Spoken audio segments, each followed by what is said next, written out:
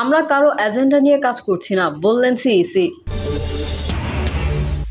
আদালতে হাজিরা দিতে এসে আওয়ামী লীগের 5 নেতা গ্রেফতার। জানাবো ভিন্ন পরিচয়ে বাংলাদেশে প্রবেশ করেছে ইন্ডিয়ান র, চাঞ্চল্যকর তথ্য ফাঁস। জানাবো রমজানে তৎপর বিএনপি, ইফতার রাজনীতির মাধ্যমে সারবে নির্বাচনের প্রস্তুতি। এবং সর্বশেষ জানাবো রমজানে বাজারে নতুন তরমুজ কেজি 70 টাকা। এতক্ষণ শুনছিলেন সংবাদ শিরোনাম, এবারে বিস্তারিত। আমরা কারো এজেন্ডা নিয়ে কাজ করছি না, বললেন সিইসি। নির্বাচনী আচরণবিধি মানার ক্ষেত্রে রাজনৈতিক দলগুলোর ঐকমত্য জরুরি বলে মনে করেন প্রধান নির্বাচন কমিশনার এএমএম নাসির উদ্দিন। তিনি বলেন, আমরা একটি অবাধ ও নিরপেক্ষ নির্বাচন দিতে চাই। আমরা কারো এজেন্ডা নিয়ে কাজ করছি না। 18 কোটি মানুষ ও বাংলাদেশের এজেন্ডা বাস্তবায়নের জন্য কাজ করছি। কারসাজি করে ভোটে জয়ের মুখ দেখা গেলেও আখেরে যে তা দলেরই ক্ষতি ডেকে আনে তা মনে করিয়ে দিয়েছেন প্রধান নির্বাচন কমিশনার এএমএম নাসির উদ্দিন। তিনি বলেন, আমি একটা কথা বলতে চাই, আমরা সবসময় ভুলে যাই, ইতিহাস সাক্ষ্য দেয় ইলেকশন ইঞ্জিনিয়ারিং করে ভোট সন্ত্রাস করে আপাতত দৃষ্টিতে যেতে যায়, কিন্তু আখেরে নিজের জন্য, দলের জন্য, দেশের জন্য সর্বনাশ ডেকে আনতে পারে, আখেরে টেকা যায় না। সিসি বলেন, বাংলাদেশ নতুন বাংলাদেশের স্বপ্ন দেখছে।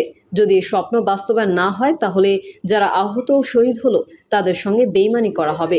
ভোট কেন্দ্রে ভোট দেওয়া এখন শুধু অধিকার নয়, এটা একটা দায়িত্ব। আমাদের উপরে মানুষের প্রত্যাশা অনেক বেশি। অন্য কোনো ইসির উপর এত প্রত্যাশা ছিল না। এএমএম নাসির উদ্দিন আরও বলেন, আইন অনুযায়ী 2রা মার্চ ভোটার তালিকা চূড়ান্ত করতে হয়। এর মধ্যে আমাদের আবার বাড়ি বাড়ি গিয়ে ভোটার তালিকা হালনাগাদ করতে হচ্ছে। এই জন্য জুনের মধ্যে আরেকটা ভোটার তালিকা প্রস্তুত হয়ে যাবে। সারা দিন রাত ভোটার তালিকা প্রস্তুতের কাজ করছে ইসির কর্মকর্তারা। রমজান মাসের কথা উল্লেখ করে সিইসি সবার কাছে থেকে নিরপেক্ষভাবে কাজ করার ওয়াদা নেন। মরা নির্বাচন নিয়ে আর বিলোপ করতে চাই না। বিলোপের দিন শেষ, এখন সুষ্ঠু নির্বাচন করতে হবে। ভোট সন্ত্রাস করে আপাতত জেতা যায়, কিন্তু আখেরে নিজের জন্য, দলের জন্য, দেশের জন্য ভালো হয় না। প্রত্যাশা কেউ এই কাজ করবে না। আমরা সর্বশক্তি দিয়ে কাজ করছি, সবার সহযোগিতা চাই। আদালতে হাজিরা দিতে এসে আওয়ামী লীগের 5 নেতা গ্রেফতার। পিরোজপুরের রাজনৈতিক মামলায় হাইকোর্ট থেকে আগাম জামিন নিয়ে নিম্ন আদালতে হাজিরা দেওয়ার পর আওয়ামী লীগের 5 নেতাকে গ্রেফতার করেছে পুলিশ। রোববার দুপুরে পিরোজপুর জেলা ও দায়রা জজ আদালত প্রাঙ্গণ থেকে তাদের গ্রেফতার করা হয়।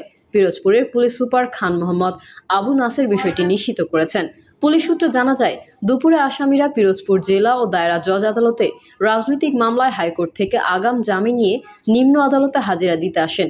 এ সময় হাজিরা দেওয়া শেষ হলে অন্য একটি মামলায় গ্রেফতারি পরোয়ানাভুক্ত আসামি জেলা আওয়ামী লীগের সহসভাপতি খান মোহাম্মদ আলাউদ্দিনকে গ্রেফতার করা হয় এবং অন্য একটি নাশকতার মামলায় সম্পৃক্ত থাকার অভিযোগে বাকি 4 জনকে গ্রেফতার করা হয়েছে। পিরোজপুরের পুলিশ সুপার খান মোহাম্মদ আবু নাসের বলেন, আজকে আদালত প্রাঙ্গণ থেকে 5 জনকে আটক করা হয়েছে। তাদের একজন গ্রেফতারি পরোয়ানাভুক্ত আসামি এবং বাকি 4 জনকে অন্য একটি নাশকতার মামলায় সংশ্লিষ্ট থাকার প্রাথমিক প্রমাণ পাওয়ার গ্রেফতার করা হয়েছে। ভিন্ন পরিচয়ে বাংলাদেশে প্রবেশ করেছে ইন্ডিয়ান র, চাঞ্চল্যকর তথ্য ফাঁস। ফ্যাসিস্ট হাসিনা দেশ পরিচালনা করতে ইন্ডিয়ার র দিয়ে দেশের প্রতিটি গুরুত্বপূর্ণ ক্ষেত্রেই হাত ছিল ভারতের পোষা বিশেষ এই বাহিনীর। 24-এর অভ্যুত্থানে হাসিনা পালিয়ে যাবার পর অনেকেরই ধারণা ছিল বাংলাদেশ র মুক্ত হয়েছে, কিন্তু ধারণাটি ভুল। এবার নতুনভাবে নতুন পরিচয়ে বাংলাদেশে প্রবেশ করেছে ইন্ডিয়ান এই বিশেষ বাহিনীর সদস্যরা। এমন চাঞ্চল্যকর তথ্যই ফাঁস করেছেন আল জাজিরার এই সাংবাদিক। সম্প্রতি তার ভেরিফাইড ফেসবুকের এক পোস্টে দাবি করেন, ভারতের গোয়েন্দা সংস্থা রিসার্চ অ্যান্ড অ্যানালাইসিস উইং এর একদল কর্মকর্তা বাংলাদেশে ভিন্ন নামে ও ভিন্ন পরিচয়ে প্রবেশ করেছে। তার এই চাঞ্চল্যকর তথ্য ফাঁসের পরই এটি নিয়ে আলোচনা হচ্ছে সর্বমহলে। এর আগে গত 24শে জানুয়ারি তার আরও একটি ফেসবুক পোস্ট অনুযায়ী ভারতীয় বৈদেশিক গোয়েন্দা সংস্থা রয়ের 2 জন ঊর্ধ্বতন কর্মকর্তা 6 নভেম্বর 2024 ঢাকায় আসেন। এই সফরে তাদের উদ্দেশ্য ছিল বাংলাদেশের গোয়েন্দা সংস্থা এনএসআই এবং ডিজিএফআই এর সঙ্গে পুনরায় সম্পর্ক স্থাপন করা। জানা গেছে, গত বছরের 6 নভেম্বর এবার ইন্ডিয়ার ফ্লাইট AI 227-এর রয়ের উপদেষ্টা ও পরিচালক পর্যায়ের 2 কর্মকর্তা অশোক কুমার সিনহা এবং কঞ্জক তাশি খাম্পা ঢাকায় আসেন। তারা দুজনই ভারতের IPS কর্মকর্তা। এর আগে অশোক কুমার সিনহা 2023 সালের 6 সেপ্টেম্বর ও 10 নভেম্বর 2 দফায় একদিনের সফরে বাংলাদেশে এসেছিলেন। স্বৈরাচার হাসিনা পালিয়ে ভারতে আশ্রয় নেওয়ার পর অন্তর্বর্তী সরকারের সঙ্গে গোয়েন্দা সম্পর্ক প্রতিষ্ঠার উদ্দেশ্যে তারা 24শে নভেম্বর আবারও ঢাকা এসেছিলেন। তবে এবার আগের সফরগুলোর তুলনায় ভিন্ন অভিজ্ঞতার সম্মুখীন হতে হয় তাদের। ভারতের বিশেষ এই বাহিনীর চক্রান্ত বোঝার বাকি নেই বাংলাদেশের। ভারতীয় র যে বাংলাদেশকে অস্থিতিশীল করার অপচেষ্টায় লিপ্ত তাও এখন ওপেন সিক্রেট। স্বৈরাচার হাসিনার মতো নোবেল বিজয়ী অর্থনীতিবিদ ডক্টর মোহাম্মদ ইউনূসের নেতৃত্বাধীন সরকার ভারতের ফাঁদে পা দিতে রাজি নয় কখনোই। আর তাই বাংলাদেশের গোয়েন্দা সংস্থাগুলো স্পষ্ট জানিয়ে দেয় যে রুটিন সম্পর্কের বাইরে কোনো বিশেষ সম্পর্ক স্থাপনের সুযোগ নেই। এমনকি বাংলাদেশের পক্ষ থেকে রয়ের কভার ও ডিপ কভার অপারেটরদের নিষ্ক্রিয় করার পরামর্শ দেওয়া হয় এ সময়। প্রত্যাশিতভাবে সাড়া না পাওয়ায় রয়ের কর্মকর্তারা হতাশ হয়ে সে সময় গুলশানের হোটেল আমারির কর্মীদের সঙ্গেও দুর্ব্যবহার করেন। হতাশা নিয়েই 8ই নভেম্বর এই দুই কর্মকর্তা ঢাকা ছাড়েন। তারা বাংলাদেশ থেকে হতাশা নিয়ে ফিরে গেলেও গোপনে ঠিকই ভিন্ন পরিচয়ে বাংলাদেশে প্রবেশ করেছে ইন্ডিয়ান র।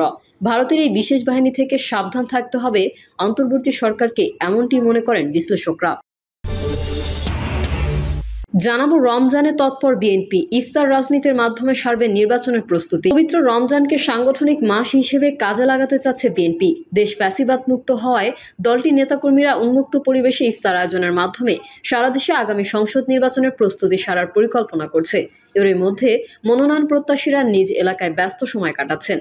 নেতাকর্মী ছাড়াও তারা সাধারণ মানুষের দোয়া নিচ্ছেন, সবার জন্য ইফতার আয়োজনের প্রস্তুতি সারছেন। বিএনপির কয়েক নেতা জানান, পরিবর্তিত পরিস্থিতিতে দলের লক্ষ্য নেতাকর্মীকে সক্রিয় ও ঐক্যবদ্ধ রাখা। ইফতারের মাধ্যমে এই কাজটি করা সহজ।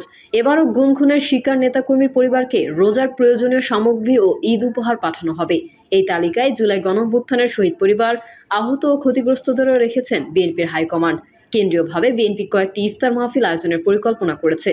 তবে গতকাল শনিবার পর্যন্ত 3টির তারিখ সহ 4টি ইফতারের সূচি চূড়ান্ত হয়েছে। এর মধ্যে আজ রোববার প্রথম রোজায় এতিম ও আলেমদের সম্মানে 6 মার্চ কূটনীতিক এবং 9 মার্চ রাজনীতিবিদদের ইফতার করাবে বিএনপি। আরেকটি দিন চূড়ান্ত হয়নি। বিএনপি সূত্র জানায়, রাজনীতিবিদদের সম্মানে আয়োজিত ইফতারে বিভিন্ন রাজনৈতিক দলের পাশাপাশি শেখ হাসিনার পতনের অভ্যুত্থানে নেতৃত্ব দেওয়া তরুণদের নবগঠিত জাতীয় নাগরিক পার্টিকেও আমন্ত্রণ জানাবে বিএনপি। একটা সময় ইফতার মাহফিলে বিএনপি চেয়ারপারসন খালেদা জিয়া উপস্থিত থাকতেন, কিন্তু কারাবন্দী থাকায় তিনি বিগত 6 বছর তা পারেননি। গত বছর 5ই আগস্ট ছাত্র জনতার অভ্যুত্থানে শেখ হাসিনার পতনের পর পরিবর্তিত পরিস্থিতিতে মুক্তি পেয়েছেন খালেদা জিয়া। বর্তমানে উন্নত চিকিৎসার জন্য তিনি লন্ডনের ছেলে বিএনপির ভারপ্রাপ্ত চেয়ারম্যান তারেক রহমানের কাছে আছেন। সেখানেই সাবেক এই প্রধানমন্ত্রী ঈদ উল ফিতর উদযাপন করবেন বলে জানা গেছে। বারবার দাবি জানালেও অন্তর্বর্তী সরকার এখন পর্যন্ত নির্বাচনের রূপরেখা ঘোষণা করেনি। স্থায়ী কমিটির সদস্য সালাউদ্দিন আহমেদ গতকাল এক অনুষ্ঠানে প্রধান উপদেষ্টা ডক্টর মোহাম্মদ ইউনূসকে আগামী 1 মাসের মধ্যে নির্বাচনের রূপরেখা ঘোষণা করার জন্য আহ্বান জানিয়েছেন। বেঁধে দেওয়া সময়ের মধ্যে রূপরেখা না দিলে রাজনৈতিক কর্মসূচিতে যাওয়ার ইঙ্গিতও দিয়েছেন তিনি। বিএনপির নেতারা জানান, নির্বাচন নিয়ে টালবাহানা হলে আবারও তাদের রাজপথের কর্মসূচিতে যেতে হবে। এর অংশ হিসেবে বিএনপির অঙ্গ ও সহযোগী সংগঠনের নেতাকর্মীকে সক্রিয় রাখতে পুরো রমজান তৎপর থাকবে। সারা দেশে ইউনিয়ন পর্যায়ে ইফতার মাহফিলের মাধ্যমে ক্ষতিগ্রস্ত ও নির্যাতিত নেতাকর্মীকে ঐক্যবদ্ধ রাখার চেষ্টা করবেন নেতারা। গত বছর 7ই জানুয়ারি একতরফা নির্বাচনের মাধ্যমে আওয়ামী লীগ সরকার গঠন করে। এরপর সরকার বিরোধী আন্দোলনের অংশ হিসেবে বিএনপি তৃণমূলে সহস্রাধিক ইফতার মাহফিল আয়োজন করে, কিন্তু বেশিরভাগ কর্মসূচিতে ক্ষমতাসীনরা হামলা ও বাধা দিয়েছিল। এবার প্রেক্ষাপট সম্পূর্ণ আলাদা। নেতাকর্মীরা মনে করছেন এবার নির্বিঘ্নে রোজা ও ঈদ উদযাপন করতে পারবেন তারা। বাড়তি হিসেবে আসন্ন সংসদ নির্বাচনের মনোনয়ন প্রত্যাশীরা এলাকায় অবস্থান নিয়ে গণসংযোগ করবেন। ইফতার ও ঈদের মধ্যে দিয়ে কর্মী সমর্থকদের সঙ্গে নেতাদের বন্ধন আরও দৃঢ় হবে। জানতে চাইলে বিএনপির জ্যেষ্ঠ যুগ্ম মহাসচিব রুহুল কবির রিজভী সমকালকে বলেন, রোজায় মানুষ ধর্মকর্ম নিয়ে বেশি ব্যস্ত থাকেন। বিগত দিনে বিএনপি নেতাকর্মীকে ইফতার আয়োজনে ফ্যাসিস্টরা অলিখিত নিষেধাজ্ঞা দিয়েছিল। যেখানে আমরা ইফতার আয়োজন করতাম সেখানেই বাধা দেওয়া হতো। শেখ হাসিনার পতনের পর পরিস্থিতি ভিন্ন। কেন্দ্র থেকে তৃণমূল পর্যন্ত এবার ইফতার আয়োজন করা হবে। নেতাকর্মীর পাশাপাশি সাধারণ মানুষকেও এই কর্মসূচিতে যুক্ত করা হবে। প্রিয় দর্শক, এই ছিল এখনকার সর্বশেষ সংবাদ। আপডেটের সংবাদ পেতে চ্যানেলটি সাবস্ক্রাইব করে বেল আইকনটি ক্লিক করুন। কমেন্টে আপনার মতামত জানিয়ে আমাদের সাথেই থাকুন। ধন্যবাদ সবাইকে। আল্লাহ হাফেজ।